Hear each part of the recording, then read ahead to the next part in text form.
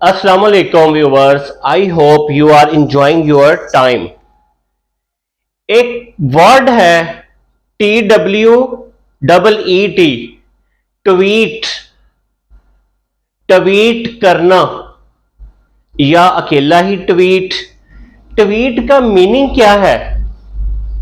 Twitter account होता है ना, उसमें हम एक जो कमेंट्स अपने लिखते हैं, अपनी थॉट को जो लिखते हैं उसको हम ट्वीट कह देते हैं। लेकिन ट्वीट का एक बड़ा मासूम सा मीनिंग है। किसे कहते हैं ट्वीट? ट्वीट का मीनिंग है चिड़िया की चहकार, या कह सकते हैं चिड़िया की चूं चूं।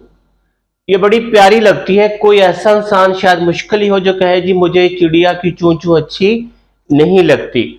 तो ये बहुत ही मासूम सी होती है और ट्रू होती है। तो ट्वीट का मीनिंग है चिड़िया की चूं चूं या चिड़िया की चहकार। अगर तो आपको ये पहले नहीं मालूम था तो इसको अपनी वोकैबुलरी में ऐड कर लीजिए और एंजॉय कीजिए। थैंक यू, मिलते हैं नेक्स्ट वीलॉग में।